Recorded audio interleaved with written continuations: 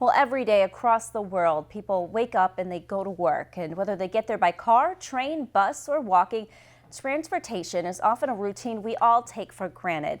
But for the blind community, it's a daily challenge. And with transportation funding being cut throughout the Twin Tiers, it's an even bigger issue here at home. WENY's Logan Wilson explored the public transit challenges the visually impaired face in Chemung County. Elmira resident Carrie Hooper speaks 6 languages, teaches piano, and is a professor at Elmira College. While her extensive language background is well received by Elmira College students, her ability to get to work to educate them is a daily challenge. That's because she's blind. The lack of transportation is not just a mere nuisance. It can be a real problem, and it can be the difference between a blind person having a job or not having a job. Carrie used to ride C-Tran, but is fortunate to have her father drive her to and from work. However, she feels that luxury could go away and says that support is not the norm for most blind people.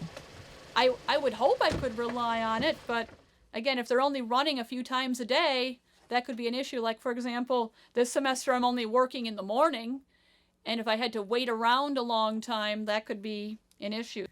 Carrie's speaking out on behalf of other visually impaired people who have to solely rely on public transportation. If you do not have access to a ride to get to a workplace, if you don't have transportation to get to an interview, you can't work. Even if you're qualified, even if you have the education, you need the transportation. Carrie says having to rely on someone else for a ride can take away from a blind person's independence, leaving them the option of taking a cab, which is often too pricey of a choice. Let's suppose that McDonald's has a hamburger, some new hamburger that you think, I'd like to try that. And if you are not within walking distance of a McDonald's or don't have a bus there, unless you can get someone to drive you, you'd have to take a cab.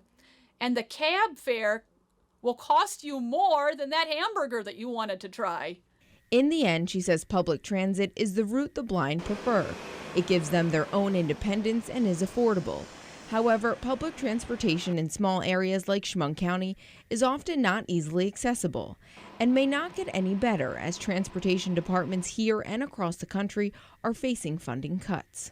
Well, there certainly continues to be a concern for funding that is going to transit. I would say transit funding in general has been flat, and that is both from the federal side and from the state.